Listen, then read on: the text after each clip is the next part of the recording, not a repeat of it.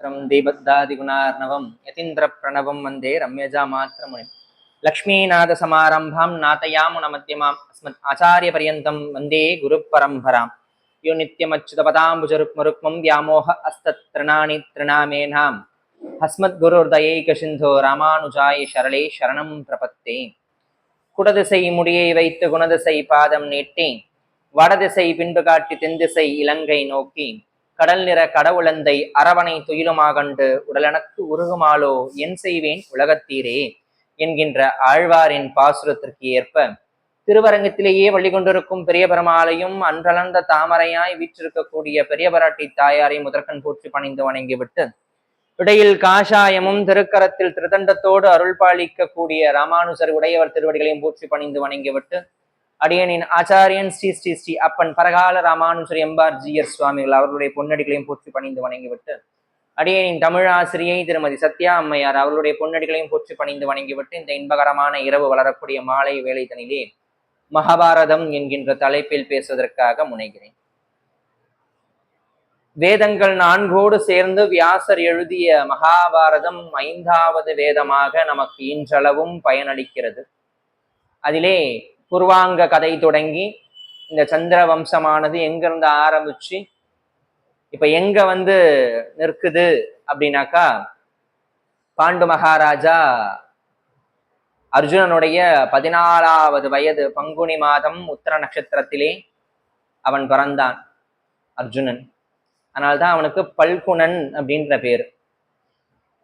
அவ்வளவு சமுத்திரிகா லட்சணங்களோடு நிரம்ப பெற்ற ஒருவன். நீங்க பொதுவா பௌர்ணமியில பிறந்தாலே வனப்பு அதிகமா இருக்கும், அழகு அதிகமா இருக்கும். ஏன் அப்படின்னாக்கா, பூரண சந்திரனாக இருக்கும். 16 நாள் நிரம்ப பெற்ற ஒரு சந்திரன் பௌர்ணமியாக அப்படி ஜொலிக்கக்கூடிய அந்த தருணத்திலே அந்த குழந்தை பிறந்தால் சந்திரனுடைய கலை அதிகமாக இருக்கும்.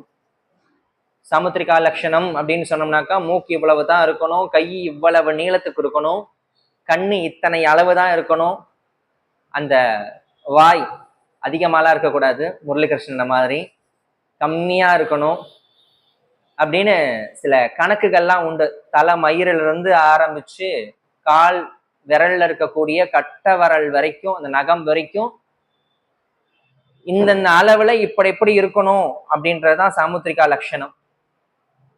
இந்த அங்க லட்சணத்தோடு அளவோடு பிறந்ததிலே மகாபாரதத்தில் 3 பேர் தான் சரியான அளவுல பிறக்கிறது.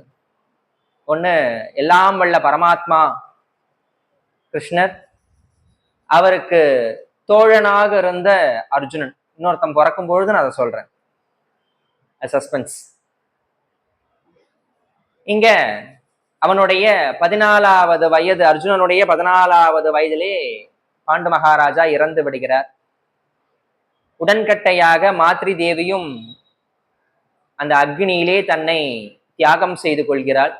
இனி இவர்கள் காட்டில் இருந்தால் நல்லது கிடையாது, பாவம் குந்தி 5 மக்களை பெற்று அறுவரும் சேர்ந்து காட்டிலே ஏன் துன்பப்பட வேண்டும் அப்படின்ற ஒரு நல்ல எண்ணத்தோட பீஷ்மர் அழைச்சிட்டு போயிடுறார் நாட்டுக்கு.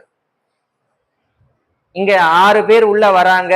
5 பஞ்சபாண்டவர்கள், ஒருத்தி குந்தி. இந்த பஞ்சபாண்டவர்கள் 5 பேரு, இந்த பக்கம் துரியோதனாதிகள் 100 பேர். இந்த பஞ்சபாண்டவர்கள் காட்டிலே இருந்தாலும் எல்லா கலைகளிலும் சிறந்தவர்களாக அங்க இருக்கக்கூடிய முனிவர்களிடத்திலே எல்லா விதமான கலைகளையும் கற்று கல்வி தேர்ச்சி பெற்று எல்லாம் வல்லவர்களாக இருந்தார்கள். இங்க நாட்டுல 100 பேர் இருந்தான். எல்லாத்துக்கும் மாமா என்ன சொல்றாரோ அதுதான் சரி.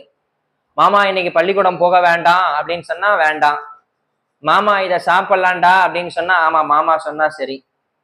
ஊத்துக்காட்டு கவிதா சொல்லுவார். 2 மாமா ரொம்ப ரொம்ப ரொம்ப ரொம்ப பிரசித்தமா உலகத்திலேயே. 2 மாமா. ஒண்ணு மகாபாரதத்துல சகுனி மாமா, இன்னொன்னு பாகவதத்துல கம்ச மாமா. 2 மாமா உலக பிரசித்தம். அதுக்கு அடுத்துதான் எல்லா மாமாங்களும். அது போல இங்க சகுனியினுடைய துர்போதனையால சரியான முறையிலே அந்த குழந்தைகள் வளரவில்லை. நீங்க தெளிஞ்ச நீரோடு தெளியாத நீரை சேர்த்தீங்கன்னாக்கா யாருக்கு பாதிப்புனா தெளியாத நீருக்கு கிடையாது, தெளிஞ்ச நீருக்கு பாதிப்பு. ஒரு நல்ல ஒரு 10 ஆப்பிள் ஒரு பாத்திரத்துல வச்சு ஒரே ஒரு சின்ன கெட்டு போன பழத்தையும் அதோட வச்சீங்கன்னாக்கா இந்த 10 சேர்ந்து அதை திருத்திடுமா அப்படின்னு கேட்டா திருத்தாது, கண்டிப்பா திருத்தாது. இந்த ஒன்னே ஒண்ணு என்ன பண்ணோம்னா அந்த 10ஐயும் சேர்த்து கொடுத்துரும். சமூகமும் அப்படித்தான். நம்ம கிட்ட ஒரு நல்லது இருக்கு, எதிராளிக்கு நம்ம சொல்லலாம், நம்ம கிட்ட இருக்க நல்லது நம்மளோட இருக்கிறது நல்லது, ரொம்ப நல்லது, உத்தமம். இல்ல நான் போய் அவரை திருத்த போறேன், நமக்கு தேவையில்லாத வேலை சுவாமி. நீங்க இந்த 10 ஆப்பிள் ஒரு ஆப்பிள் ஞாபகம் வச்சுக்கோங்க. இது எனக்கு 3ஆம் வகுப்பு நான் படிக்கும் போது எங்க பொற்கோடி மிஸ் சொன்ன கதை. நான் 3rd ஸ்டாண்டர்ட் படிக்கும் போது கொஞ்சம் பல்லு எத்தனை மாறு இருக்கும் அந்த அம்மாவுக்கு, அதுதான் எனக்கு தெரிஞ்ச அடையாளம். கருப்பா இருப்பாங்க, எல்லாம் மேக்ஸ் டீச்சர். அவங்க அடிக்கடிக்கு சொல்ற ஒரு கதை இதுதான். நீ அந்த 10 ஆப்பிள்ல ஒன்னா இருக்கணும்டாக்கன்னா எல்லாருக்கும் சொல்லுவாங்க, அந்த ஒரு ஆப்பிளா மாறிடாத சமூகத்துல அப்படின்வாங்க.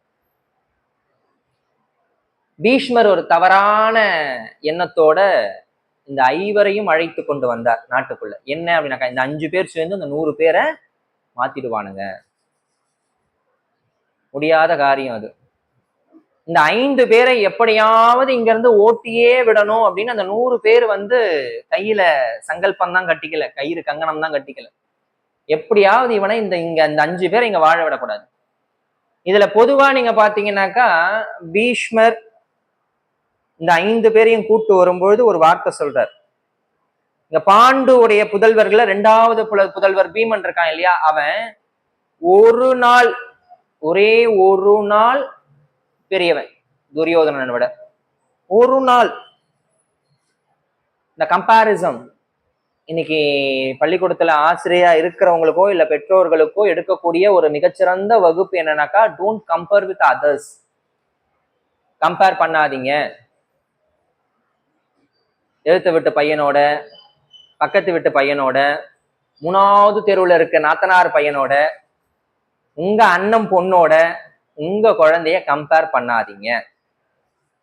அப்படி கம்பேர் பண்ணாதானே சுவாமி படிப்பான், ஒரு போட்டி வரும், ஒரு பொறாமை வரும். வர்றதெல்லாம் நல்லது, அதை நல்ல வகையில எடுத்துக்கிட்டா போச்சு. இது எப்படி முடியும் அப்படின்னா, போட்டி ஆரோக்கியமான போட்டியா இருந்தா நல்லது. நம்ம பார்க்கும் போதெல்லாம் சொல்லுவோம், நம்ம சாதாரணமா சொல்றனே, சாதாரண சின்ன விஷயம், குழந்தைக்கு அப்படி ஒக்கலைன்னா இடுப்புல வச்சு தாய்மார் சாப்பாடு ஊட்டும் பொழுதே எழுத்து விட்டு புள்ள பாரு எவ்வளவு சாப்பிடுது, நீயும் இருக்கி தின்ன மாட்டேங்கிற. அது இந்த வீட்டுக்கு சாப மூலம், எதுவுமே தின்ன மாட்டேங்குது. யாரு? பாட்டியம்மா சொல்லுவா, உங்க அப்பன் தின்னல, உங்க சித்தப்பன் தின்னல, நீயும் தின்ன மாட்டேங்கிற. அது எவ்வளவு கொள்ளுமோ அது அவ்வளவுதான் தின்னும். நீங்க சில வீட்டுல எல்லாம் பாத்தீங்கன்னா தெரியும், காலம்பரை எழுந்த உடனே குழந்தை ஒரு வேக வச்ச ஆப்பிள் சாப்பிடும். சில வீட்டுல எல்லாம், நான் அதையும் சொல்லிடுறேன். அதுக்கப்புறமா 11 மணி போல ஒரு 9 மணி போல ஒரு 2 இட்லி, அதுக்கப்புறமா ஒரு சூப்பு, அதுக்கப்புறமா கொஞ்சம் போல பப்பு சாதம், அதுக்கப்புறமா ஏதாவது வேக வச்ச பழம், அதுக்கப்புறமா நவதானிய சுண்டல். இவ்வளோத்தையும் தின்னுட்டு அந்த பிள்ளை ஒரு பெரிய மாட முழுங்கின மலைப்பாம்பு மாதிரி நெளியும் அந்த குழந்தை. எத்தனை வயசு? 1ல இருந்து 1.5 வயசுக்குள்ள இருக்கும் அந்த குழந்தைக்கு. குழந்தை புஷ்டியா வளரணும்.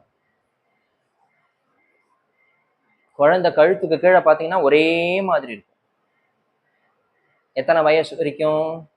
ஒரு 15-20 வயசு வரைக்கும்னு வச்சுக்கோமே. அதுக்கு மேலேயும் சில குழந்தைங்க அப்படியே இருக்கு, அது வேற ஒன்றும் பண்ண முடியாது, கலர்ஸுக்கு தான் போகணும்.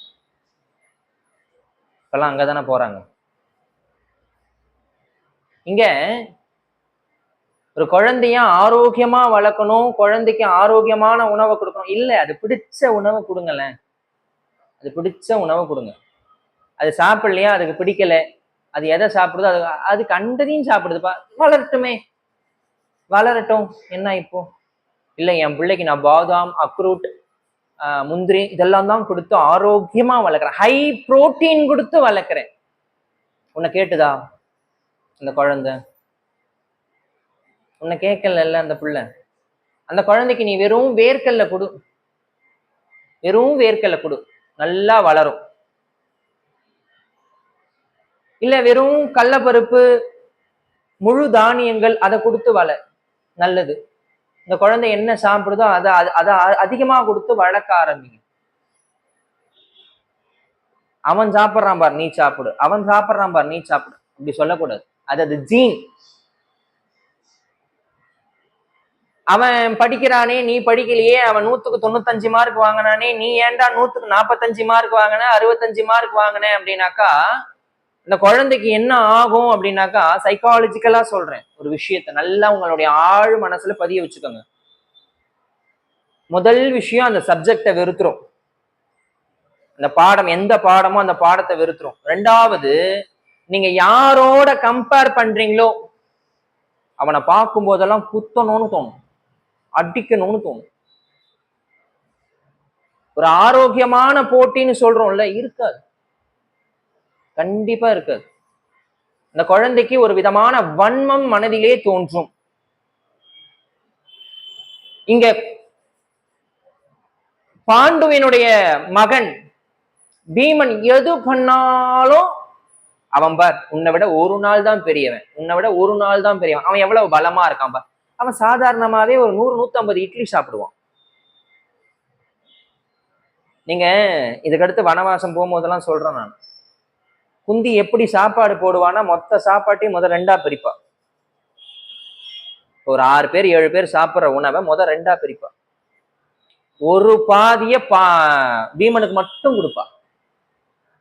மிச்சம் இருக்க ஒரு பாதியை தான் 4 பிள்ளைக்கு பங்கு போட்டு கொடுப்பா.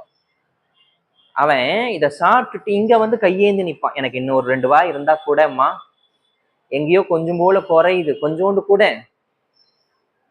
அது தாய் உள்ளம் இல்லையா, கொடுக்கும். அப்படி வளர்ந்தவன் அவன். இவனை எப்படியாவது தொலைச்சு கட்டணும், வேற வழியே கிடையாது. எப்படியாவது தொலைச்சு கட்டி இவனை முடிச்சுன்னு. என்ன பண்ணலாம்? இப்ப இந்த 105 பேர் இருக்கிறாங்க, இதுக்கு மேல இவனுங்களை இங்க வச்சிருக்க கூடாது, பாடசாலைக்கு அனுப்பணும்னு பீஷ்மர் முடிவு பண்றார். அங்கேயே கிருபாச்சாரியார்னு ஒருத்தர் இருக்கார். அது கொஞ்சம் லோக்கல் சிலபஸ் மாதிரின்னு வச்சுப்போமே, நம்ம ஊர் பாஷையில சொல்லணும்னாக்கா அது ஒரு லோக்கல் சிலபஸ். அந்த சிலபஸ் இருக்கிற பள்ளிக்கூடத்துல இவனுங்களை சேர்த்தாச்சு. ஆனா பீஷ்மருக்கு அது போதல. நம்ம ஊர் தாய்மார்கள் மாதிரி, எங்கப்பா அவங்க பையன் படிக்கிறான், சிபிஎஸ்சில படிக்கிறான், அது ஒரு பெருமை. சிபிஎஸ்சில படிக்கிறான்றது ஒரு பெருமையா? ஒரு வருஷத்துக்கு எவ்வளவு தெரியுமா ஃபீஸ்? 1.25 லட்சம் ரூபாய் ஃபீஸ். ஆட்டோ ஓட்டுற ஒரு பையன் ஒரு வருஷத்துக்கு 1.25 லட்சம். கிளாஸ் ரூம் ஃபுல்லா ஏசி. யாரு கேட்டா? நான்லாம் அப்படி படிக்கல. எங்க அப்பாலாம் என் ஆட்டோ டிரைவர் தான், மெட்ரிகுலேஷன்ல தான் படிக்க வச்சாரு. அப்பெல்லாம் ஏசி எல்லாம் கிடையாது. இப்ப வரைக்குமே எங்க வீட்டுல ஏசி கிடையாது. அது ஒத்துக்காது, அது வேற விஷயம். அப்போ என்ன பெருமை வேண்டி கிடக்கு? சரி, சிபிஎஸ்சியில் இருக்கிறவங்க எல்லாம் வந்து அதோட நிறுத்திட்டானா? இல்ல, அதுக்கு மேல ஏதோ ஒண்ணு இருக்கு போல இருக்கு, ஐஆர்சிடிசிஎம். சரி, அதோடவாது நிறுத்திட்டானா? இல்ல, இன்டர்நேஷனல் ஸ்கூல். International school. அந்த ஸ்கூல்ல எத்தனை பேர் ஒரு கிளாஸ்ல இருப்பானா? 3 பேர் இருப்பான், இல்ல 4 பேர் இருப்பான். டி நகர்ல இருக்க அந்த பள்ளிக்கூடம். ஒரு வகுப்பறைக்கே 3 பேர், அதிகபட்சமா 5 பேர். என் கூட வேலை பார்த்த சக ஊழியர் அங்க வேலை பார்த்துட்டு இருக்காரு. 5 பேருக்கு டியூஷன்றாது? ஆமா, ஒரு ஆளுக்கு 20 லட்சம் ரூபாய் ஃபீஸ் வருஷத்துக்கு. அப்ப அவங்களை எப்படி பார்த்துக்கணும்? கண்ணு இமைய காக்குறதுலாம் இல்ல, நீங்க வேற. கண்ணு இமைய காக்குறதுக்கெல்லாம் மேல ஏதாவது ஒண்ணு இருந்ததுன்னா அந்த மாதிரி பாதுகாத்துக்கணும். இதுல பெரிய கொடுமை என்னன்னா, அந்த இருக்க 5மே ஹைலி குவாலிஃபைடா இருக்கும். நம்ம இன்னைக்கு என்ன எடுக்க போறோமோ அதை 3 நாளைக்கு முன்னாடி அதை படிச்சுட்டு இருக்கோம். அப்புறம் எதுக்கு வாத்தியார்? அது ஏதோ பேருக்கு வச்சிருக்காங்க. நீங்க கிருஷ்ணாவதாரத்துல சுவாமி எல்லா விதமான பால லீலைகள்லாம் பண்ணி முடிச்சிட்டார். பண்ணி முடிச்சதுக்கு அப்புறமா கம்ச வதம் எல்லாம் முடிஞ்சு, காளிங்க வதம் எல்லாம் முடிஞ்சு, கடைசியா அவருக்கு ஒரு 16-17 வயசு இருக்கும். அப்பதான் அவருக்கு யோசனையே வந்து, அச்சச்சோ நம்ம பாடசாலைக்கு போலையே. யாருக்கு? கிருஷ்ணருக்கு. அதுக்கப்புறமா சாந்தப முனிவர்கிட்ட போய் சுவாமி 64 நாள் படிச்சார். வெறும் ஏன்னா நாலு பின்ன பாகவதம் எழுதும்போது சுவாமி பள்ளிக்கூடம் பக்கம் போல அப்படின்னு யாராவது எழுதிட்டாங்கன்னா, என்ன மாதிரி யாராவது ஒரு தற்கூரி உட்கார்ந்து பேசிட்டானா, கண்ணனே வந்து பாடசாலைக்கு போல அப்படின்னு அந்த மாதிரி ஒரு அவப்பேர் வரக்கூடாதுன்றதுக்காக சுவாமி 64 நாள் போனார். அது என்ன சுவாமி 64 நாள்? கலைகள் 64 நாள். அதனால ஆயக்கலைகள் ஒவ்வொன்றையும் ஒவ்வொரு நாளாக 64 நாள் சுவாமி கற்றார். சுவாமி கத்துக்கிட்டதுதான் படிக்கணுமா? இல்ல, அவர் இப்படின்னாலே எல்லாம் வந்துடும். அது ஒரு முறை, அதனால போனார். அப்போ இதை விட அடுத்த சிலபஸ் என்ன இருக்கு அப்படின்னு யோசிச்சுட்டே இருக்கிறார். அவர் யோசிச்சுட்டு இருக்கும் பொழுதே இதுக்கு ஒரு புறம் இருக்க மறுபுறம் துரோணருடைய வரலாறு. துரோணாச்சாரியார் நீங்க எல்லாம் ரொம்ப கேள்விப்பட்டிருப்பீங்க. இன்னைக்கும் பாரத அரசினால் வழங்கக்கூடிய விளையாட்டிலே சிறந்த வீரனுக்கு துரோணாச்சாரியார் விருது வழங்கப்படுகிறது இன்றைக்கும். அந்த துரோணர் யாரு அப்படின்னா, இங்க அஸ்தினாபுரத்திலே ஆஸ்தான வித்வானாக இருக்கக்கூடிய கிருபாச்சாரியார். அவருக்கு ஒரே ஒரு தங்கை, கிருபின்னு பேர் அந்த அம்மாக்கு. கிருமி கிடையாது. மகாபாரத கதை அடிக்கடிக்கு எங்க பள்ளிக்கூடத்துல சொல்லுவோம். பிள்ளைங்க சொல்லி முடிச்சுட்டு ஏதாவது கேள்வி கேட்கலாம் அதுல இருந்து. அப்போ ஒரு குழந்தையுடைய காதல தப்பா போய் இந்த பேர் விழுந்துட்டு, கிருமின்லாமா பேர் வைப்பாங்க? அது கிருமி இல்லடா ராஜா, கிருபி. கிருபி. அந்த கிருபியை மனமுடித்து கொடுத்தார் துரோணருக்கு. வில் ஆற்றலிலே சிறந்தவர் துரோணர். அவர் ஆச்சாரியர், துரோணாச்சாரியார்னு பேர் அவருக்கு. ஆசிரியர் வேறு, குரு வேறு, ஆச்சாரியன் வேறு, அதுக்கு மேல பரமாச்சாரியார் வேறு, அதுக்கு மேல இருக்கக்கூடியதுதான் வந்து கிருஷ்ணன் உபதேசித்த கீதாச்சாரியன். ஆசிரியர், குரு, ஆச்சாரியன், அதுக்கடுத்து வந்து ஒவ்வொரு நிலை அந்த படியில் அப்படி மேல ஏறி ஏறி போகும். அதுல ஆச்சாரிய பீடம் அப்படின்றது தனக்குன்னு வாழக்கூடாது. தங்கிட்ட ஒரு வித்தை வந்து கத்துக்கணும்னு வரானா, வித்தைய கத்துக்கும்.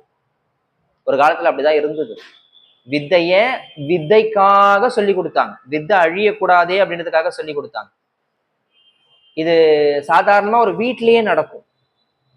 எப்படி சுவாமி இது வீட்டுல நடக்கும் அப்படின்னா, ஒரு கல்யாணம் ஆகிற வயசுல ஒரு பொண்ணு இருக்கான்னு வச்சுக்கோ. அம்மா கூப்பிடுவாங்க, இல்ல பாட்டி கூப்பிடுவாங்க, இங்க பார் கத்துக்கோ, சமையல் கத்துக்கோ, எல்லாத்தையும் கத்துக்கோ, போற இடத்துல என் பேரை காப்பாத்து அப்படின்வா. இன்னும் சொல்ல போனா இப்பதான் வந்து யூடியூப் சேனல் எல்லாம் பார்த்து ஸ்பூன் கணக்கெல்லாம் சொல்றாங்க. எனக்கு தெரிஞ்சு நான்லாம் சமையல் கத்துக்கும் போது எங்க பெரியம்மா கிட்ட கண்ணு அளவு கை அளவு தான், உப்பே எவ்வளவு போடணும்னு தெரியாது. இப்ப கூட யாராவது என்கிட்ட ஏதாவது ரெசிபி கேட்டாங்கன்னாக்கா நான் சொல்லும் பொழுது, இதை விட நான் எப்படி சொல்றது, நான் சமைக்க தெரியும், எனக்கு நானும் சமைப்பேன் அப்படின்றது இந்த இடத்துல நான் இப்ப பதிவு செய்யணும்ல. இப்ப நல்ல பலகாரம்லாம் செய்யும் போது யாராவது கேட்டாங்கன்னா எவ்வளவு எத்தனை ஸ்பூன் போடணும், எனக்கு இந்த ஸ்பூன் அளவுலாம் தெரியாது, கண்ணு அளவு அவ்வளவுதான், கைக்கு இவ்வளவு, இந்த மாவுக்கு இவ்வளவு போகும், போதும், அவ்வளவுதான், முடிஞ்சிடும். அத எந்த விதமான பிரதிபலனும் இல்லாம அடுத்த தலைமுறைக்கு அதை சொல்லி கொடுத்தாங்க. அந்த எண்ணம் வரணும், இது என்னுடைய வித்தை, இதை நான் மட்டும்தான் செய்வேன், வேற யாருக்கும் கொடுக்க மாட்டேன் அப்படின்னு சொல்ல மாட்டாங்க. அதுதான் ஆச்சாரிய தர்மம். குரு அப்படின்றவர் யாருனாக்கா, நம்மளுடைய மன இருளை அகற்றக்கூடியவர் குருமார்கள். என்னன்னு தெரியல சுவாமி, ஒரு மாதிரி குழப்பமா இருக்கு அப்படின்னா உட்கார வச்சு ஒரு மந்திரத்தை உபதேசம் பண்ணி நமக்கு தெளிவை கொடுக்கக்கூடியவர்கள் குருமார்கள். அது நம்மளுடைய பாரத தேசத்துல நிறைய கொட்டி குவிஞ்சி கிடக்கு குருமார்கள். அதுக்கு அடுத்த கீழே ஆசிரியர்கள், எங்களை மாதிரி ஆசு இயர்கள். இயர்னா களைபவர், ஆசுனா குற்றம், குற்றத்தை களையக்கூடியவர்கள் ஆசிரியர்கள். ஆசிரியர்கள் வேறு, குருமார்கள் வேறு, ஆச்சாரியர் வேறு, பரமாச்சாரியார்கள் வேறு.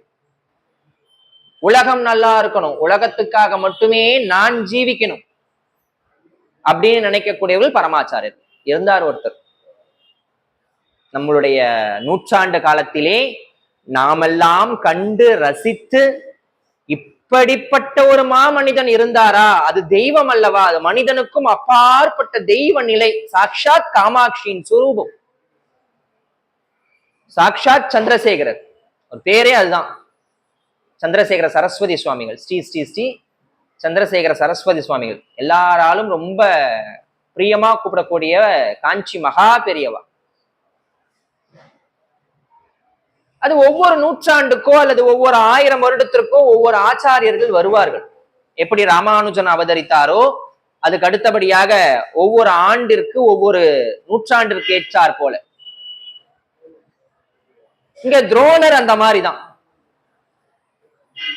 துரோணருக்கு அவருடைய பால்யத்துல ஒரு சம்பவம் நடந்தது. என்ன சம்பவம்? பாஞ்சால தேசத்தினுடைய ராஜா, அவருக்கு ஒரு மகன் இருந்தான். அவனுக்கு துருபதன் அப்படின்னு பேரு. பாஞ்சால தேசம், அந்த பாஞ்சால தேசத்தினுடைய அவருடைய ராஜாவினுடைய மகன், அவனுக்கு துருபதன் பேரு. அந்த துருபதனும் துரோணரும் ஒரே பாடசாலையில ஒன்னா படிச்சுக்கிட்டு இருக்காங்க. அப்படி ஒன்னா படிச்சுக்கிட்டு இருக்கும் பொழுது துருபதன் கொஞ்சம் கொஞ்சம் கணக்கு வழக்கெல்லாம் தெரியாம மக்கு மடசாம்பிராணியா இருந்திருக்கான். நீங்க இது ஏட்டில் எழுதப்படாத சட்டம்னு கூட சொல்லலாம். ஆசிரியர் பையன் ஆசிரியரா தான் வரணும்னு அவசியம் கிடையாது. டாக்டர் பையன் டாக்டரா தான் இருக்கணும்னு அவசியம் கிடையாது. இன்ஜினியரிங் பையன் இன்ஜினியரிங்கா தான் இருக்கணும்னு அவசியம் கிடையாது. ஆனா ராஜா பையன் ராஜாவா இருக்கலாம். நான் சொல்லிக் கொண்டிருப்பது மகாபாரதம். ஏன்னா தகுதி கிடையாது. அப்படி இருக்கும் பொழுது துரோணர் என்ன பண்றாரு, துருபதனுக்கு நிறைய விஷயங்களை கத்துக் கொடுக்குறாரு. ஸ்பெஷல் கிளாஸ் மாதிரி வச்சு, ஒரு டியூஷன் கிளாஸ் மாதிரி வச்சு, வாத்தியார் சொல்லி கொடுக்கறதுலாம் இவனுக்கு புரியலையே, நம்மளுடைய நண்பன் ஆயிற்றே அப்படின்னு சொல்லிட்டு நிறைய சொல்லி கொடுக்குறாரு. அப்ப துருபதன் ஒரு வாக்குறுதி தரான். அவன் ராஜாவுடைய பையன் இல்லையா, வாக்குறுதி தருவான். இங்க பாரு, நீ எனக்கு நிறைய ஹெல்ப் பண்ற, நிறைய நீ எனக்கு உபகாரம் செய்யற, உதவி செய்யற, அதனால நான் உனக்கு ஒரு சத்தியம் பண்ணி தரேன். என்ன சத்தியம்? இவன் கேட்கவே இல்லை. துரோணர் கேட்கவே இல்லை. நான் உனக்கு ஒரு சத்தியம் பண்ணி தரேன். என்ன சத்தியம்? எங்க அப்பாவுக்கு அடுத்து எப்படி நான் தான் ராஜாவா வருவேன், அதுல எந்த மாற்றமும் கிடையாது. நீயோ பாவம் ஏழை பிராமண, வித்தை கத்துக்கிற, உனக்கு என்ன பெரிய வரும்படி வந்துட போகுது. அதனால நீ பின்னாடி ஏதாவது ஒரு கஷ்டம்னு என்கிட்ட வந்தனா, உனக்கு என்னுடைய ராஜ்யத்துல சரிபாதி எழுதி தரேன். வாக்குறுதி.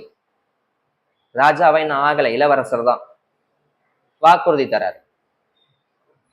இவர் அதை பத்திலாம் எதுவும் யோசிக்கல.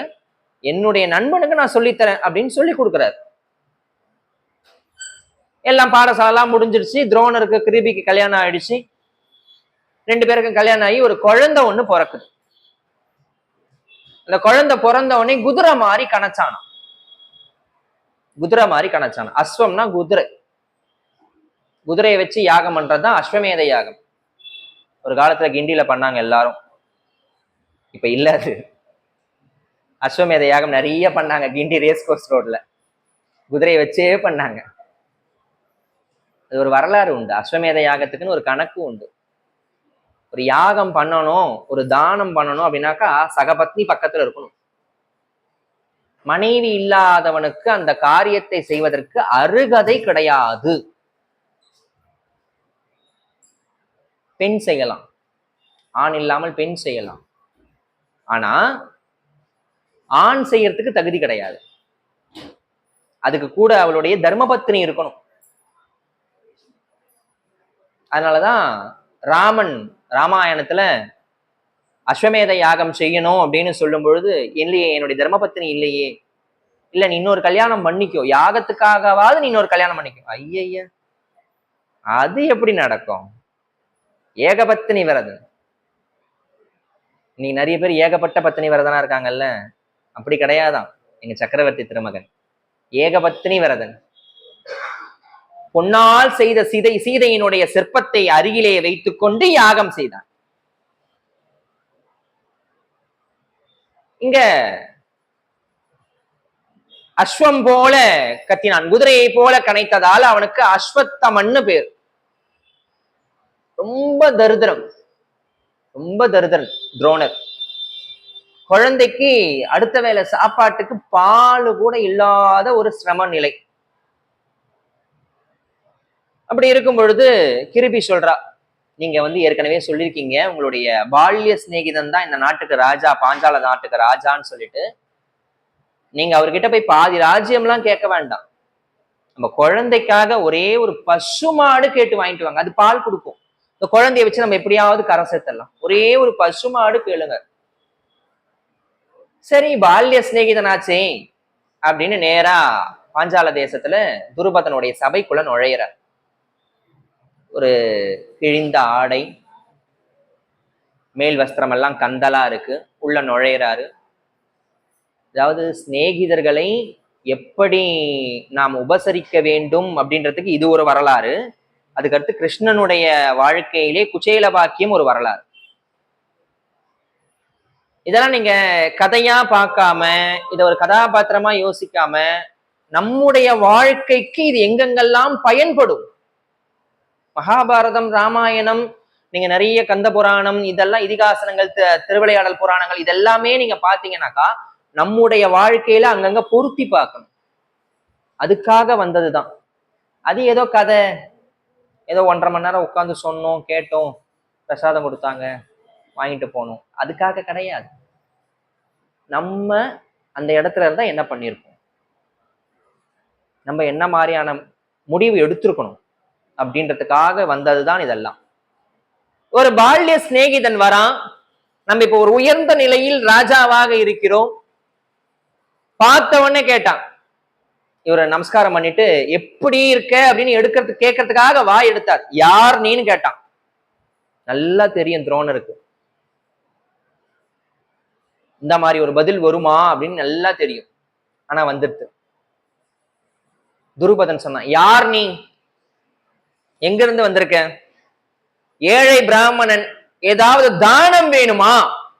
இதுக்கப்புறம் கேட்பானா எவனாவது எனக்கு ஒரு பசுமாடு கொடு அப்படின்னு? யோசனை பண்ணி பாருங்க. நம்மளா இருந்தா கேட்போமா? கேட்க மாட்டோம். ஒரு பசுமாடு கொடுன்னு கேட்போமா? இவர் உடனே பழசெல்லாம் சொல்றார். அப்பா நீ மறந்துட்ட, ராஜாவா உட்கார்ந்த உடனே எல்லாத்தையும் மறந்துட்ட. நீ முன்னொரு காலத்துல எனக்கு சத்தியம் பண்ணி கொடுத்துருக்க, சத்தியம் பண்ணி கொடுத்துருக்க. சத்தியத்துக்கு அவ்வளவு மதிப்பு உண்டு. இன்னைக்கு ஏதாவது கேட்டா, ஏன்டா லேட்டு சார்? சத்தியமா பஸ் லேட்டு சார், பள்ளிக்கூடத்துல சொல்லுவான் பையன். சத்தியம் சக்கரை பொங்கல்லாம் இல்லை, அதை விட இன்னும் சல்லிசா போயிடுச்சு. சக்கரை பொங்கல் கூட ஒரு மணி நேரம் 1/2 மணி நேரம் ஆகும். ரொம்ப சாதாரணமா இன்ஸ்டன்டா போச்சு சத்தியம். அதை விட டேய் மன்னிப்பு கேள்றா, சாரி சார். மன்னிப்புன்ற வார்த்தையே வாயில வரலையே. டேய் நான் மன்னிச்சிடுங்கன்னு மன்னிச்சிடுங்கன்ற கேட்கறதுக்கும் சாரின்னு சொல்றதுக்கும் there is a huge difference between the two words. இந்த 2 வார்த்தைக்குமே நிறைய மாற்றங்கள் உண்டு. சாரின்றது நுனி நாக்குல இருந்து கேட்கிறோம். என்னை மன்னித்து விடுங்கள், பொறுத்தருள்க அப்படின்னு கேட்கறதெல்லாம் இங்க இருந்து கேட்கணும். அது வரலையே, அது வரணும்ல. அப்ப இவன் சொல்றான், அப்பா நீ ராஜாவா இருந்த, நீ இளவரசனா இருந்த, அப்ப நான் தான் உனக்கு நிறைய பாடங்கள்ல சந்தேகம் தீர்த்து உனக்கு சொல்லி கொடுத்தேன். அதனால நீ எனக்கு பாதி ராஜ்யம் தரேன்னு சொன்னேன். இப்ப பாதி ராஜ்யத்தை குடு. ஒரு பசுமாரெல்லாம் இல்ல, பாதி ராஜ்யத்தை கொடு. யாரு நீ, யாருகிட்ட பாதி ராஜ்யம் கேட்கிற? இப்பவே என்னுடைய அவை களத்தை விட்டு வெளியே போறியா, இல்ல கழுத்து பிடிச்சி வெளியே தள்ளவா? பெருத்த அவமானம். அங்கேயே நின்று சபதம் செய்யறார். நீ உயர்ந்த இடத்துல இருக்க, சிம்மாசனம் அது, நான் கீழே இருக்கேன். நான் உன்னை என்னுடைய காலில் விழ வைக்கிறேனா இல்லையா என்று பார். இது நான் கற்ற என் வித்தையின் மீது ஆணைன்ட்டு போனார். வித்தை மேல நம்பிக்கை இருக்கணும். நம்ம கத்துக்கிட்ட வித்தை மேல நம்பிக்கை இருக்கணும். நம்ம எல்லாருக்கும் ஒரு வித்தை வரும். நான் எதுக்குமே இல்லை சாமி, நான் வீட்டுலதான் இருக்கேன். இல்ல, நம்ம எல்லாருக்குள்ளேயும் ஒரு வித்தை உண்டு. அது கையில எம்ப்ராய்டரி போடுறதா இருக்கலாம், இல்ல நல்லா சமைக்கிறதா இருக்கலாம், நல்லா பாட்டு பாடுறதா இருக்கலாம், நல்லா பேசுறதா இருக்கலாம், சில பேருக்கு ஃப்ரீயா அட்வைஸ் பண்றதா இருக்கலாம், இல்ல மத்தவங்க முன்னாடி நல்லா சிரிச்சு சிரிச்சு பேசுறதா இருக்கலாம், மத்தவங்களை சிரிக்க வைக்கிறதா இருக்கலாம். இதெல்லாம் ஒரு வகையான வித்தை. எல்லாருக்கும் வரும், எல்லாருக்கும் எல்லா வித்தையும் வரும்னு சொல்லு, ஆனா எல்லாருக்கும் ஒரு ஒரு வித்தையாவது வரும். நான் எதுக்கும் உதவாம இருக்கேன் அப்படின்னு யாருமே இறைவனுடைய படைப்பிலே அப்படி ஒரு ஜீவராசி கிடையாது. அப்படி இல்லைன்னா அவர் படைச்சிருக்கவே வேண்டாமே. நீங்க யோசனை பண்ணி பாருங்கள்ல, 6 அறிவு மனிதன், அப்படியே நீங்க படிப்படியா 5 அறிவு, 4 அறிவு, 3 அறிவு, 2 அறிவு, ஓரறிவு, மரம் செடி கொடின்னு சொல்றோம். அதுலயும் ரொம்ப தாழ்ந்தது, ஓரறிவிலே ரொம்ப தாழ்ந்தது எது அப்படின்னு கேட்டா புல்லு. புல்லு, அந்த புல்லு கூட நம்மளுக்கு பயன்படும். இப்போ விநாயகர் சதுர்த்திக்கெல்லாம் வித்துது இல்ல, சாதாரணமா அருகம்புல்லு 10 ரூபாய், 20 ரூபாய், 50 ரூபாய் வரைக்கும் ரேட்டு போச்சு. அப்போ எல்லாவற்றுக்கும் ஒரு பயன் உண்டு. பயன் இல்லாமல் எந்த ஒரு பொருளையும், எந்த ஒரு ஜீவராசியையும், எந்த ஒரு ஜீவாத்மாவையும் இறைவன் படைப்பது இல்லை. இங்க சபதம் பண்ணிட்டு போயிட்டார். போனவரு சரி இதுக்கு மேல இந்த ஊர்ல இருந்தா நல்லா இருக்காது அப்படின்னு சொல்லி கிருபியை அழைத்து கொண்டு தன்னுடைய மைத்துனனான கிருபாச்சாரியார் இருக்கக்கூடிய அஸ்தினாபுரத்தை நோக்கி போய்கொண்டிருக்கிறார். அப்போ ஊருக்கு வெளியில பிள்ளைங்க எல்லாம் விளையாடிட்டு இருக்காங்க, கௌரவர்கள் பாண்டவர்கள் எல்லாம். அப்படி விளையாடிக்கிட்டே இருக்கும் பொழுது ஒரு பந்து, அந்த பந்து தெரியாம போய் அந்த கிணத்துல விழுந்துருச்சு. எல்லாம் எட்டி எட்டி எடுக்கிறானுங்க. கிட்டத்தட்ட 2 பனைமர ஒசரத்துக்கோ 3 பனைமர ஒசரத்துக்கோ கீழே இருக்கு அந்த கிணத்துல அந்த பந்து. எல்லாம் எட்டி எட்டி பார்த்துக்கிட்டு இருக்கானுங்க. அந்த வழியா இவர் வராரு. என்னடா பாக்குறீங்கன்ற, இந்த மாதிரி பந்து தெரியாம கீழே விழுந்துருச்சு சுவாமி, எனக்கு எடுக்க தெரியல அப்படின்னு எல்லாம் சொல்றானு. அவருக்கு சிரிக்கிறார். நீங்க எல்லாம் பார்த்தா அரசலங்குமரர்கள் மாதிரி இருக்கீங்க, அரசகுமாரர்கள் வில்வித்தையிலே தெளிவு பெற்றிருக்க வேண்டாமா? ஏன்னா ஒவ்வொருத்தருக்கும் 16 வயசு, 17 வயசு, 18 வயசுன்னு இருக்கு. இந்நேரம் ஒரு திறமையான ஒரு வில் வீரனாக இருக்க வேண்டாமா? இப்படி அந்த பந்துக்காக கையை விட்டு கொண்டு இருக்கிறீர்களே அப்படின்னு சொல்லிட்டு பக்கத்துல இருக்கக்கூடிய புல்லெல்லாம் எடுத்தார். ஒன்னோடு ஒன்றாக மந்திரத்திலே முடிச்சு விட்டார். ஒரு புல்ல போட்டார், அதுக்கு அடுத்த புல்ல எடுத்து அது மேல போட்டார். ஒரு புல்லு மேல இன்னொரு புல்லு நின்னுது. அதுக்கு அடுத்த புல்ல எடுத்து கீழே போட்டார். அந்த 2வது புல்லுக்கு மேல போய் அது அப்படி நின்னுது. 4வது புல்லு 3வது புல்லுக்கு மேல போய் நின்னுது. இப்படியே ஒண்ணு மேல மேல மேல மேல நிக்க கடைசியா கிணற்றினுடைய முனைக்கு வந்தது. அப்படி எடுத்தாரு, பந்து மேலே வந்தது. ரொம்ப ஆச்சரியம். இப்படி ஒரு வித்தையா? இவரு மந்திரவாதியா? நேரா போய் தாத்தா தாத்தா தாத்தா இந்த மாதிரி ஒருத்தரை பார்த்தோம் காட்டுல, அவரை போய் கூட்டுவாங்கடா. அவருக்கு தெரியும் நம்ம எங்க வந்திருக்கோம், எப்படி நம்ம போகணும் அஸ்தினாபுரத்துக்குள்ளன்னு தெரியும் துரோணருக்கு. போகும்போது சாதாரணமா பெண்ணை எடுத்த மைத்துனனாகவோ மச்சானாகவோ உள்ள போல, வித்தையை கற்றுக் கொடுக்கக்கூடிய குருவாக உள்ள நுழையிறார். நம்ம போற இடம் இருக்கு இல்லையா, நம்ம போற விதம் அப்படி. கிருபாச்சாரியார் போய் இதுதான் என்னுடைய மைத்துனன் துரோணாச்சாரியார்னு சொல்றதை விட, பசங்க போய் இவர் தான் எனக்கு குருநாதரா வேணும்னு கேட்கறானுங்க. பள்ளிக்கூடத்துல அடிக்கடிக்கு இப்படிலாம் நடக்கும். எங்களுக்கு இந்த டீச்சர் தான் வந்து பாடம் எடுக்கணும், இந்த டீச்சர் வானா, இந்த டீச்சர் தான் வேணும்னு. நேரா பீஷ்மர் அழைத்தார். இனி என்னுடைய பேர பிள்ளைகளுக்கு உங்களுடைய ஆசிரமத்திலே நீங்கள் எல்லா விதமான வித்தைகளையும் கற்றுக் கொடுங்க, உங்களுக்கு என்னென்ன வேணுமோ நாங்க செய்கிறோம். தனியா ஒரு அரண்மனை கொடுத்தாச்சு, அவருக்கு தேவையான எல்லா விதமான வசதிகளையும் அந்த அரண்மனையில பண்ணி கொடுத்தாச்சு. துரோணருடைய அரண்மனை ரெடி. இப்ப வித்தை கத்துக்கணும். அப்பெல்லாம் எப்படின்னாக்கா, சுதந்திரத்துக்கு முன்னாடி வரைக்கும் இந்த பழக்கம் இருந்தது. குருநாதர் எங்கேயாவது ஒரு இடத்துல இருப்பாரு, பாடம் கத்துக்கிறவங்க போய் அவர் வீட்டுல தங்கி இருந்து பாடம் கத்துப்பாங்க. அப்படி இருந்த சூழ்நிலை. நேரா துரோணர் ஒரு காட்டிலே கொண்டு போய் ஒரு ஆசிரமம் போட்டார். அந்த ஆசிரமத்துல எல்லாருக்கும் வித்தை கத்து கொடுக்கிறார். ஒவ்வொரு நாள் ஒவ்வொரு வித்தை கத்து கொடுக்கிறார். காலையில எழுந்த உடனே முதல் வேலை இந்த குருகுலத்துல இருக்கிறதுன்றது பெரிய விஷயம்.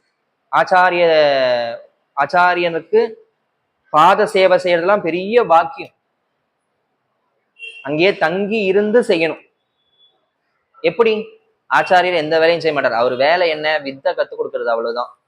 காலையில எழுந்து அவருக்கு தீர்த்தம் ஆடுறதுக்கு, அவருக்கு சுட தண்ணி வைக்கிறதுல இருந்து, அவருக்கு சமைக்கிறதுக்குல இருந்து, அவருக்கு சமைக்கிறதுக்கு தேவையான விறகு கொண்டு வந்து வைக்கிறதுல இருந்து, அந்த சமைக்கிறதுக்கு தேவையான தண்ணி, காய்கறி, பழ வகைகள் எல்லாத்தையும் கொண்டு வந்து வைக்கிறதுல இருந்து எல்லாம் சிஷ்யனுங்க பண்ணணும்.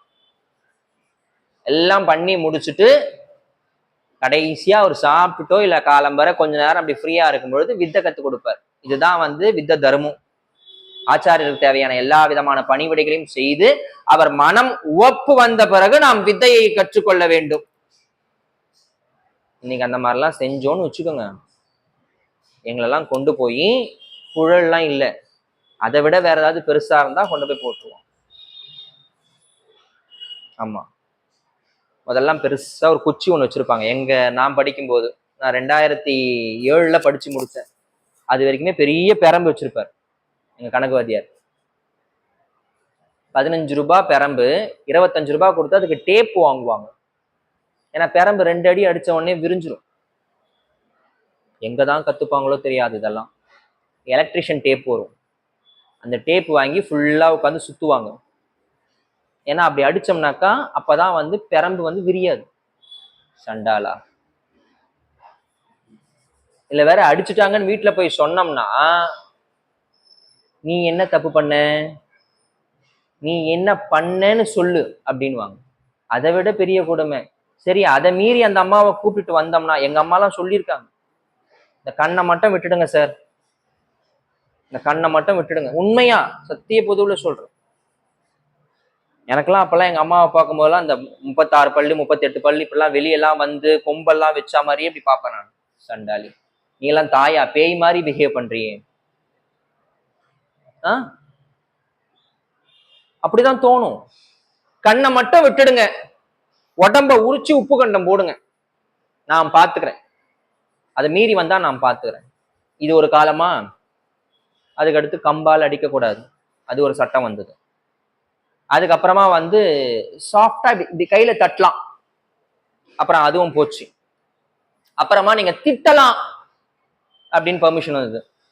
அதுக்கப்புறமா இல்ல திட்டக்கூடாது, நீங்க ஹாஷா திட்டக்கூடாது. ஓ சரி. அதுக்கப்புறமா திட்டக்கூடாது. அதுக்கப்புறமா இப்ப எப்படினாக்கா, ஒரு வகுப்பறையில 40 நிமிஷத்துல 3 வாட்டி ஒரு குழந்தையோட பேரை சொல்லக்கூடாது. அவன் மன உளைச்சலுக்கு ஆளாகிறான். என் பேரையே மாத்தி மாத்தி சார் சொல்லிட்டாரு, எனக்கு மனசு கஷ்டமாயி போச்சு. இருக்கு, சட்டம் இருக்கு. கார்போரல் பனிஷ்மெண்ட், தண்டிக்கக்கூடிய தண்டனைகள். இதெல்லாம் தண்டிப்பு யாருக்கு? ஆசிரியர் பெருமக்களாகி எங்களுக்கு. ஆசிரியர் பணியை அறப்பணி, அதற்கே உன்னை அர்ப்பணின்னு வாழ்ந்துகிட்டு இருக்கோம் இல்லையா எங்களுக்கு. ஆனா இதெல்லாம் இல்லாத சமயத்துல துரோணர் இருந்தார். நல்ல மனுஷன். அப்ப அவரு காலையே எழுந்துக்கணும். 5 பேரும் காலைல எழுந்துக்கிட்டான், மற்ற 100 தூங்குது. அது பாவம், காலைல 10 மணிக்கு எழுந்துக்கிற குரூப். அதை சொல்லி என்ன பிரயோஜனம்? வரம்புல ஒரு வெலாஸ் எல்லாரையும் எல்லாம் போய் காலம்பர குளிச்சுட்டு தேவையானதெல்லாத்தையும் சுத்தி பண்ணிட்டு மறுபடியும் நிக்கிறான். வித்தை கத்துக் கொடுக்குற, ஒவ்வொரு வித்தையா கத்துக் கொடுக்குற, ஒவ்வொரு மந்திர உபதேசமா நடக்குது. எப்பவுமே சொல்லி கொடுத்துட்டே போனோம்னாக்கா அதுக்கு மரியாதை கிடையாது. சொல்லி கொடுத்ததை ஒரு வாட்டியாவது நம்ம என்ன பண்ணோம்னாக்கா டெஸ்ட் பண்ணி பார்க்கணும், ஒரு தேர்வு முறை வைக்கணும். அதனால என்ன பண்ணாரு, தேர்வு வைக்கலாம் அப்படின்னு சொல்லி ஆளுக்கு ஒரு கையில ஒரு குடம் கொடுத்தார். ஒரு குடம் கையில. அந்த குடத்தினுடைய வாய் எப்படி இருக்குனாக்கா, கடுகு அளவுதான் ஓட்டை இருக்கு. உள்ள பெரிய இடம் இருக்கு, ஆனா உள்ள வாய் பகுதி கடுகு அளவு இருக்கு அந்த துவாரம். இதுல தண்ணி எடுக்கணும். அந்த இருக்கு குளம், கையில குடம் இருக்கு, போய் எல்லாம் எடுங்க. எல்லாம் போய் முக்கி முக்கி முக்கி முக்கி பாக்குறான். என்ன வரும்? கடுகு அளவு ஓட்டை, உள்ள பெரிய துவாரம். நம்மளுக்கு குடத்துக்கு எவ்வளவு அளவு இருக்குமோ அந்த அளவுக்கு இருக்கு குடம். உள்ள முக்கன உடனே என்ன வரும்? முட்டை முட்டையா பபுள்ஸ் வரும். அதுதானே வரும். யாருக்குமே தண்ணி ரொம்பல. சூரிய உதயத்துல இருந்து அஸ்தமனம் வரைக்கும் எல்லாம் முக்கி முக்கி முக்கி முக்கி பாக்குறாங்க, யாருக்குமே வரல. ஆனா ஒரு ஆள் மட்டும் அழகா அப்படி முக்கி எடுத்தான், நேரா கொண்டு போய் வாத்தியார் கிட்ட கொடுத்துட்டான், அர்ஜுனன். உடனே அவங்களுக்குள்ள ஒரு சர்ச்சை, துரியோதனாதிகள்லாம். வாத்தியார் அவனுக்கு மட்டும் பெருசா இருக்கிற ஓட்டையா பார்த்து கொடுத்துருப்பாரா, அதனால தாண்டா அவன் முதல்ல முக்கியத்துமே வாத்தியார் கிட்ட கொடுத்துட்டான்.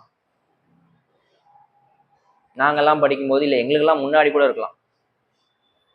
வாத்தியாருக்கு வீட்டுல காய்ச்சது சார் முருங்கைக்காய், இந்தாங்க சார். எங்க வீட்டுல பாவக்காய் பந்தல் போட்டிருக்காங்க சார், இந்தாங்க 4 பாவக்காய் எடுத்து வந்து கொடுப்பாங்க. எங்க வாத்தியாருங்க சொல்லியிருக்காங்க. அப்படின்னா ஒரு தனி கருணை வரும், அந்த அந்த அந்த குழந்தை மேல ஒரு தனி கருணை வரும். அப்படிலாம் கிடையாது வாத்தியாருங்க. 40 இருந்தா 40 ஒண்ணுதான் சொல்றோம் இல்லையா. டீச்சர் இஸ் செகண்ட் பேரண்ட், இரண்டாவது பெற்றோர்கள் நாங்கள் எல்லாம். இந்த போட்டி முடிஞ்சது. இந்த போட்டியில ஜெயிச்சது யாருன்னு உங்களுக்கே தெரியும், அர்ஜுனன். அதுக்கு அடுத்த போட்டி, மலை மீது ஒரு குழி, கீழே இருந்து தண்ணி எடுத்துட்டு போகணும், இப்படி கையில எடுத்துட்டு போகணும். முதல்ல கொண்டு போய் யார் குழி அங்க ரொம்புதோ அவங்கதான் ஜெயிச்சது. எல்லாம் இப்படி எடுத்து எடுத்து பாக்குறான், பாதி தூரம் போகும்போதே ஃபுல்லா கீழே ஊத்திடு, மறுபடியும் எடுக்கிறான் கீழே ஊத்திடு, மறுபடியும் எடுக்கிறான் கீழே ஊத்திடு. அர்ஜுன் பார்த்துக்கிட்டே இருந்தா, ஒரு முங்கனா ஏதோ மந்திரத்தை சொன்னான், தண்ணி எடுத்தான் மேல கொண்டு போய் ஊத்துறான், தண்ணி எடுக்கிறான் மேல கொண்டு போய் ஊத்துறான். எப்படி அவனால மட்டும் முடியுது? எப்படி அவனால மட்டும் முடியுது? எல்லா போட்டியிலும் ஜெயிக்கிறானே, எப்படி? போய் கேட்டுருவோம், எப்படிடா பண்ற? அதெல்லாம் உங்ககிட்ட சொல்ல முடியாது, நான் வாத்தியார் கேட்டா சொல்லிக்கிறேன். சரி, வாத்தியார் கேட்கிறார், துரோணர் கேட்கிறார், டேய் நீ அந்த போட்டிலையும் ஜெயிச்ச, இந்த போட்டிலையும் ஜெயிச்ச, வேற யாரும் ஜெயிக்கலடா, எப்படிடா ஜெயிச்ச? எல்லாருக்கும் சொல்லு, எப்படி ஜெயிச்சோம்?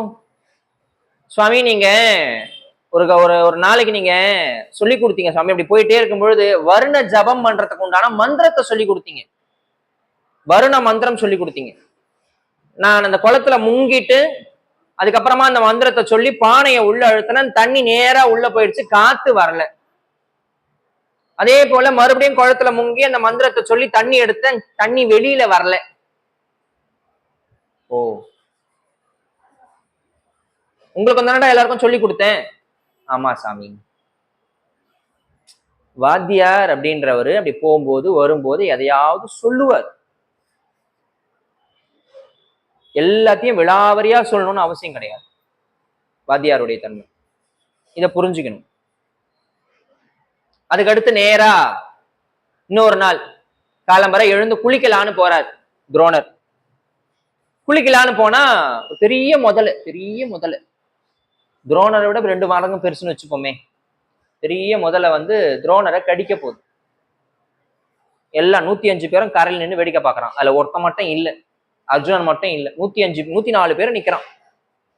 அஸ்வத்தமனும் உள்ள இருக்கான். அவன் அழுகுறான், பாவம், எங்க அப்பா முதல்ல கடிக்க போகுது, எங்க அப்பா அவ்வளவுதான், இதோட கடைசி நான் எங்க அப்பா இப்படிதான் பார்க்க போறேன், இதுக்கப்புறமேட்டு எதுவும் பார்க்க முடியாது அப்படின்னு அழுகுறான். ஒருத்தன் சொல்றான், டேய் துரோணரை விட ஆச்சாரியரை விட முதல்ல பெருசா இருக்கேடா, எப்படி ஒரே வாயில சாப்பிட்டுருமா, இல்ல 2-3 வாயா பிரிச்சு சாப்பிடுமா? இல்லடா, அவரு ஆச்சாரியரை விட பெருசுடா, அதனால ஒரே ஆணு சாப்பிடும், முழுங்கிடும், மொத்தமா முழுங்கிடும்.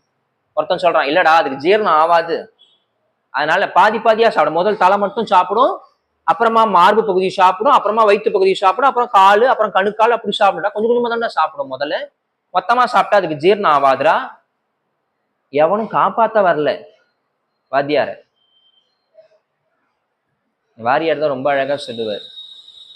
ஒரு வகுப்பறையில வாத்தியார் பாடம் எடுத்துக்கிட்டு இருந்தாராம். ஒரு வகுப்பறையில், டேய் ஏதாவது சந்தேகம் வந்தா எழுந்து நின்று கை தூக்கணும், கத்தக்கூடாது அப்படின்னா. பாடம் எடுக்க சாக்பீஸை எடுத்துட்டு நேரா போர்டு கிட்ட போறாராம், எல்லாம் கை தூக்கணும்.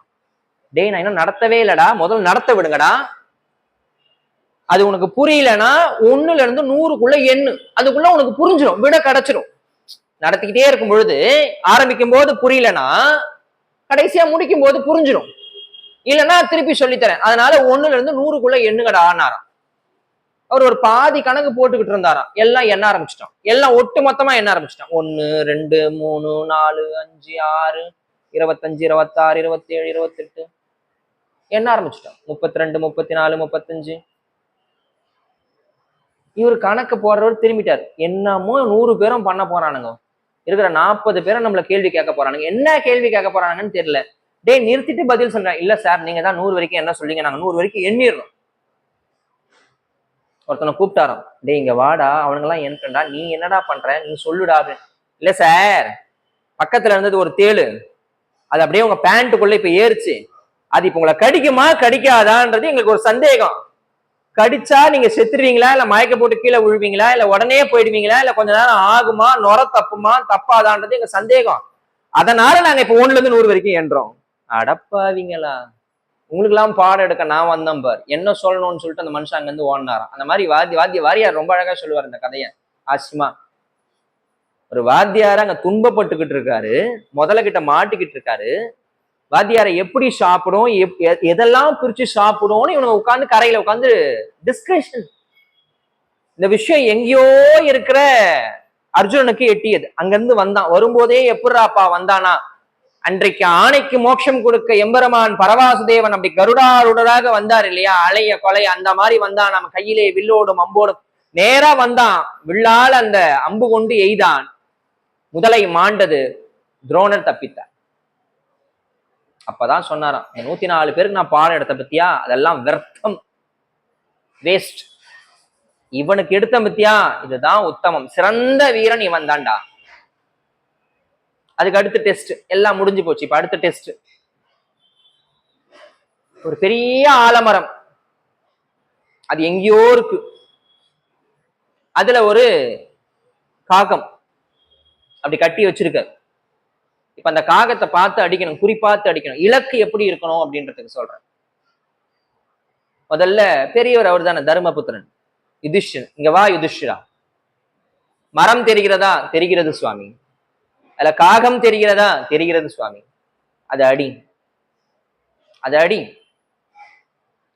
சுவாமி. அந்த காகத்தை அடிப்பது தவறு இல்லையா, அதற்கு உயிர் போய்விடாதா, அந்த உயிர் வதையை நான் செய்யலாமா? தர்மம், வாத்தியார்கிட்ட தர்மம் பேசுறார். எப்பா நீ இப்படிலாம் கேட்பேன்னு தெரிஞ்சுதான் நான் அங்க ஒரு தக்க காக்காவை கட்டி வச்சிருக்கேன், அது வெறும் பொம்மை தான், நீ அடி, குறிப்பாத்து அடி. இல்ல சுவாமி இப்பயும் நான் அடிக்க மாட்டேன். ஏன்டா அடிக்க மாட்டேன்? இல்ல சுவாமி, நான் அடிக்கிற நேரம், அம்பு போற நேரம் உண்மையிலே ஏதாவது ஒரு பறவை அப்படிக்கா வந்துருச்சுன்னா செத்து போயிடுமே சுவாமி. ஒரு பறவையை கொன்ற அதர்மத்தை நான் செய்து விடுவேனா? என்னால முடியாது சுவாமி. வில்ல கீழே போட்டேன். எப்பா நீ போ, புத்தம் சரணம் தச்சாமி, நீ போயிடு. அதுக்கு அடுத்தபடியா பீமனை கூப்பிட்டார். இங்க வா, அடுத்த சீனியாரிட்டி அவர் தானே பீமனை, இங்க வா. அதோ தெரியுதா ஆலமரம்? தெரியுது சுவாமி. காகம் தெரியுதா? தெரியுது சுவாமி. வில்லையும் அம்மையும் எடு, குறிப்பாத்து அடி. சுவாமி time of waste, waste of time. நான் இங்கிருந்து அம்பை எடுத்து குறி பார்த்து, அது காத்துல இங்கேயும் அங்கேயும் அலையாம அந்த தக்க காக்கா நின்று, அதுக்கப்புறமா நான் இங்கிருந்து குறி பார்த்து அதை அடிச்சு டைம் வேஸ்ட் ஆகும். அப்ப வேற என்ன பண்ணுவேன்? இங்கிருந்து நேரா போகணும், கொத்தமல்லி கட்டோ புதினா கட்டோ எடுத்து உழுக்குற மாதிரி அப்படியே ஆலமரத்தை எடுக்கணும், இப்படியே தலகலகலன்னு சலக்கணும், காக்கா விழும், அது மேல ஏறி ஒரு உட்காரு, முடிஞ்சிடும் சுவாமி. காக்கா சுத்து. இதுக்கு எதுக்கு சுவாமி அம்பு பார்த்து அடிக்கணும்? துரோணர் பார்த்தார். டேய் நான் சொல்லி கொடுத்த ஒரு சிலபஸ்ல கூட நீ ஒழுங்கா படிக்கலையாடா, நீ தனியா ஒரு சிலபஸ் வச்சு தனியா படிச்சுக்கிட்டு இருக்க, நீ தனியா பீமா யூனிவர்சிட்டி ஒன்னு ஆரம்பிச்சு அதுக்கு வைஸ் சான்சலரா போய் உட்காரு, உனக்கும் அதுக்கும் சம்மந்தம் இல்லை, போ. அதுக்கு அடுத்து துரியோதனன், வா. ஆலமரம் தெரியுதா? தெரியுது சுவாமி. காகம் தெரிகிறதா? தெரிகிறது சுவாமி. வேற எல்லாம் தெரியுது சுவாமி, நீங்களும் பக்கத்துல தெரியுறீங்கன்னா. இவன் இப்படி விடுற அம்பை இப்படி விட்டானா முடிஞ்சு போயிடும். ஏற்கனவே இவன் நம்ம மேல கொலை வெறியில இருக்கான், துரோணர் மேல. எதுக்கு? நீ போப்பா. அதுக்கு அடுத்து அர்ஜுனன், வா. அதோ தெரிகிறதா மரம்? தெரியல சாமி. எல்லாருக்கும் தெரிஞ்ச மரம் அர்ஜுனுக்கு தெரியலன்னா ஒரே சிரிப்பு துரியோதனாதிகளுக்கு. அப்பா அர்ஜுனுக்கு கண்ணு தெரியல. ஆமா அவனுக்கு கண்ணு தெரியல, நமக்கெல்லாம் தெரிஞ்ச மரம் அவனுக்கு தெரியலையே. எவ்வளோ பெரிய மரம் அதுவே தெரியலன்றான். எப்படி இது? அப்ப அவனுக்கு கண்ணு போயிடுச்சு, நொல்லை ஆயிடுச்சு கண்ணு. ஒரே சந்தோஷம். சரிடா, மரம் தான் தெரியல, அது கிளையாவது தெரியுதா? துரியோதனன் சொல்றான், அந்த பெருசு மரம், அதுவே அவன் கண்ணுக்கு தெரியலன்றான். இந்த ஆள் நானா கிளை தெரியுதான்னு கேக்குறான் பாரு. இவன் அதை விட பைத்தியக்காரனா இருப்பான் போல. சுவாமி கிளையும் தெரியல சுவாமி. சரிப்பா, அதுல காகம் தெரிகிறதா? இப்போ துரோணர் யோசிக்கிறார், இப்ப காகம் தெரியுதுன்னு சொல்லுவான்னு நினைக்கிறார். சுவாமி காகம் தெரியல. துரோணர் யோசிச்சார், நம்ம சிலபஸ் விட்டு இவன் வெளியே போயிட்டானோ, நம்ம நினைச்ச சிலபஸ் இதுதான், இதுக்குள்ள இருந்து இவன் வருவான்னு நினைச்சோம், இதுக்குள்ளது கூட அவன் வரல, இதை தாண்டி அவன் வெளியே போயிட்டானே, காகமும் தெரியவில்லையா? அப்ப என்ன தாண்டா தெரியுது? காகத்தின் கண் மட்டும்தான் சுவாமி தெரிகிறது அப்படின்னு இலக்கு பார்த்து அடித்தான், சரியான முறையிலே ஜெயித்தான். அந்த குறிக்கோள் அப்படி இருக்கணும். நம்மளுடைய பிள்ளைகளுக்கு இன்றைய தினம் குறிக்கோள் இல்லை. 1 மணி நேரம் உட்கார்ந்து படிக்கணும் சுவாமி, படிக்கும் போதே இது கத்தும், இது கத்தும், ஒயம் ஒயம் டொயின் டொயின் டொயின் டொயின் டொயின் டொயின், உடனே எடுப்பான், இதுல ஒரு 1/4 மணி நேரம் பாழா போகும். மறுபடியும் உட்காருவான், மறுபடியும் அது கத்தும், மறுபடியும் அது பார்ப்பான், மறுபடியும் உட்காருவான், மறுபடியும் அது கத்தும். இதை மூடி வச்சுட்டு இதுக்கு போயிடுறான்னு இல்லை.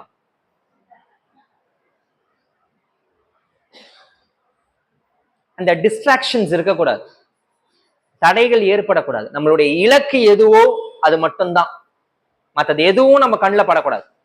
இந்த குதிரைக்கெல்லாம் வண்டியில பூட்டிட்டாங்கன்னா, ஏன்னா குதிரையினுடைய கண்கள் பக்கவாட்டுல தான் இருக்கும், அது பக்கமா தான் பார்க்கும், நேர்கொண்டு பார்க்காது கண்ணை. குதிரையை எடுத்து நீங்க வண்டியில பூட்டிட்டீங்க அப்படின்னு சொன்னா பக்கவாட்டை கட்டிடுவாங்க, கடிவாளம் போட்டுடுவாங்க.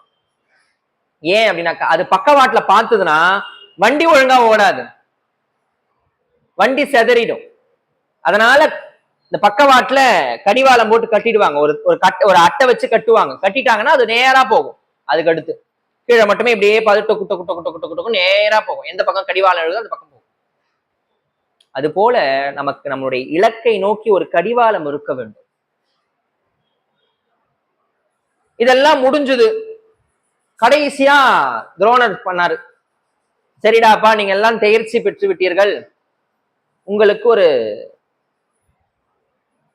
போட்டி வைக்கிறேன். உடனே துரியோதனன் சொன்னா, சாமி போட்டி வைக்கிறதா இருந்தா நீங்க பாண்டவர்களுக்கு தனியா வைங்க, எங்க 100 பேருக்கு தனியா வைங்க. அப்படியா, சரி. இதுக்கு நடுவுலயே உங்களுக்கு கர்ணனுடைய வரலாறு வரும், நான் அதை சொல்லிடுறேன். குந்தியினுடைய முதல் பிள்ளை, சூரியனுடைய அம்சத்தால பிறந்தவன், குந்திக்கு பிறந்தவன். குந்தி அதை பிறந்தவுடனே ஒரு பெட்டியிலே வைத்து தன்னுடைய முந்தி தலப்பையை சுற்றி நிறைய பொன்னும் பொருளும் அதிலே வைத்து பெட்டியிலே வைத்து குந்தி ஈன்ற மகனை கங்கையின் மடியிலே விட்டாள். கங்கை அதை கொண்டு போய் நேரா அஸ்தினாபுரத்துல இருக்கக்கூடிய அதிரதன்னு பேர் அவனுக்கு, திருதராஷ்டிரனுடைய தேரோட்டி அதிரதன்னு பேர், அதிரதனுடைய கையிலே கொடுத்தான் கங்காதேவி.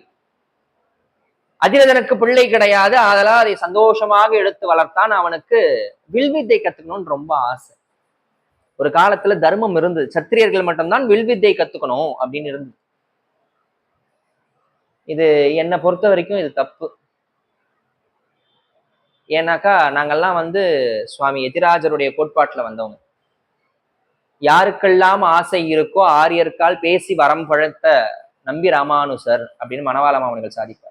யாருக்கெல்லாம் ஆசை இருக்கோ அவங்களுக்கெல்லாம் மந்திர உபதேசம் பண்ணலாம்.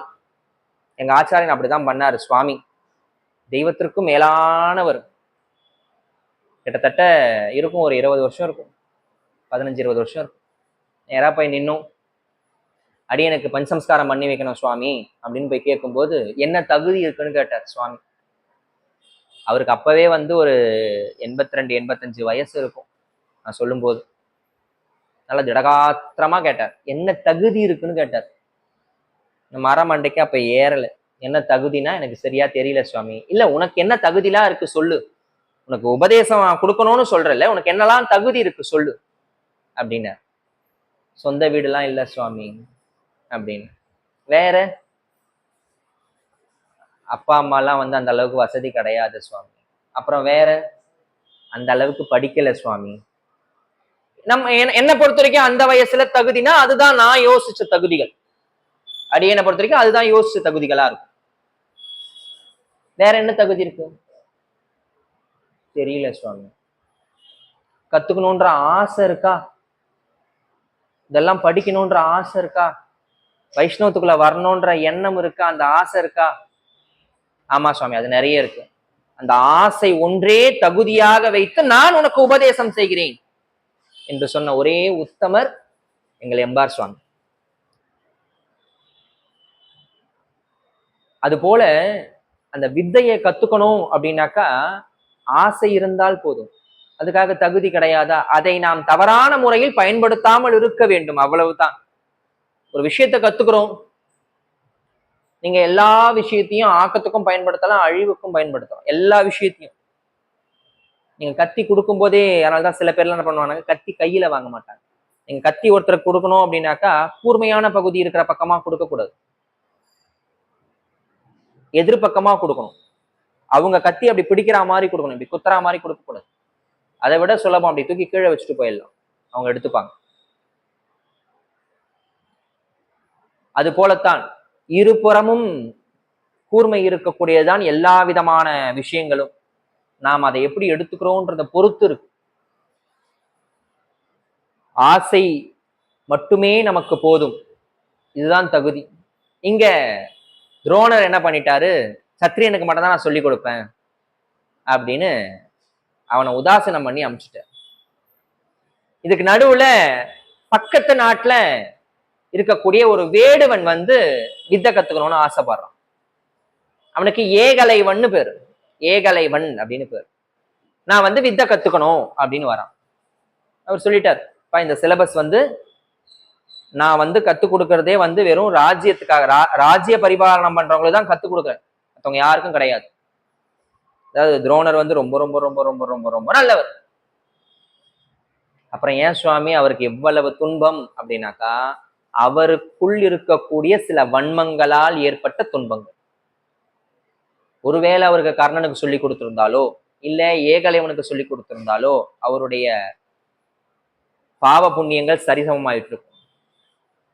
அவருக்குள்ளும் சில வன்மங்கள் உண்டு, அதை அடிக்கடிக்கு சொல்லுவேன். தருமனுக்குள்ளும் சில துரியோதனங்கள் உண்டு, துரியோதனனுக்குள்ளும் சில தர்ம எண்ணங்கள் உண்டு. துரியோதனனை நம்ம என்னமோ ரொம்ப கெட்டவன் கெட்டவன் கெட்டவன் நினைக்கிறோம்ல, அவ்வளோலாம் கெட்டவன் கிடையாது, நல்லவன். அதுக்குன்னு ரொம்ப நல்லவனும் கிடையாது, நல்லவன், அவ்வளவுதான். நம்ம தர்மபுத்திரன் தர்மனை போல வாழ்றாரு பார்த்தா, அவர் நடந்தா தர்ம பிரபு அப்படின்னு சொல்ற, தர்மனை போல ஒரு அயோக்கியனும் கிடையாது. ஆமா, பின்னாடி சொல்றேன் உங்களுக்கு, மகாபாரதம் சொல்லும் போது சொல்றேன். நம்ம கதாபாத்திரங்கள், நம்மளுடைய சீரியல்ஸ், நம்மளுடைய படங்கள் எல்லாமே பாத்தீங்கன்னாக்கா என்னமோ தருமன் என்னமோ ரொம்ப சாதுவா, அப்படியே என்னமோ ஒரு தயிர் சாதம் மாதிரியாவும் இல்லை ஒரு சாம்பார் சாதம் மாதிரியாவோ ரொம்ப அப்பாவித்தனமாவே வச்சிருப்பாங்க. கிடையாது. எவனாவது செய்வானா பொண்டாட்டியை வச்சு சூதாடுறது? மூளை இருக்கிறவன் செய்வானா? அதுக்கு நம்ம அதுக்கப்புறமா விதின்ற பேர்லாம் வச்சுக்கிறோம், அது வேற விஷயம். இங்க ஏகலைவனுக்கு கத்துக் கொடுக்க மாட்டேன்ட்டார். ஏகலைவன் பார்த்தான், நீங்க கத்துக் கொடுக்கலாம் என்ன சுவாமின்னு சொல்லிட்டு அவரை போலவே ஒரு சிலை செய்து அந்த சிலையை பாவித்து அதுதான் தன்னுடைய குரு அப்படின்னு சொல்லி வித்வித்தையை கத்துக்கிட்டான். இப்படி காட்டுல நடந்துகிட்டே இருக்காங்க. ஒரு நாள் ஒரு நாய் குலைக்குது, அர்ஜுனன் பார்த்து ஒரு அம்பு வர்றான். அந்த நாயினுடைய வாய் பகுதியில இன்னொரு அம்பு நிக்குது. அர்ஜுனன் அம்பு போவதற்கு முன் இன்னொரு அம்பு நிக்குது. என்னடான்னு பார்த்தா அங்க இருந்து ஏகலைவன் வரான். நான் விட்ட அம்பு, யார் உனக்கு குருநாதர்னு கேட்டான். துரோணாச்சாரியார் தான் என்னுடைய குருநாதர். அர்ஜுனனுக்கு வந்ததே கோபம், இந்த மனுஷன் எங்க தாத்தா கிட்ட காசை வாங்கிக்கின்னு ஃபீஸை வாங்கிக்கின்னு ஒரு வேடுவனுக்கு எனக்கு ஏற்றாறு போல சொல்லித்தராரா? நேரா போய் துரோணர் கிட்ட சொன்னான். துரோணர் கூப்பிட்டார் ஏகலைவனை, இங்க வா, நீ எப்படி வித்தை கத்துக்கிட்ட? சுவாமி நீங்க டெய்லி சொல்லி கொடுக்குறீங்களா சுவாமி, நித்தியப்படி அவனுக்கு சொல்லி தரீங்க இல்லையா, அதெல்லாம் நான் மறைஞ்சிருந்து பார்ப்பேன். உங்களை மாதிரி ஒரு பொம்மை செஞ்சு வச்சு அதுதான் துரோணர், அவர் தான் எனக்கு குருநாதர். அப்படியா? நான் தான் குருநாதர். ஆமாம் சத்தியம். குரு தட்சணை கொடுக்கணும்ல? ஆமா சுவாமி, நீங்க என்ன கேக்குறீங்களோ நான் கொடுக்குறேன். அப்படியா? உன்னுடைய வலது கையில் இருக்கக்கூடிய பெருவிரலை வெட்டி எனக்கு தானமாக கொடு. எந்த குருவும் கேட்கக்கூடாத ஒரு தானம். பின்னாடி வரும் உங்களுக்கு யுத்த காலத்துல அவர் எப்படிலாம் துன்பப்படுறாருன்னு வரும்.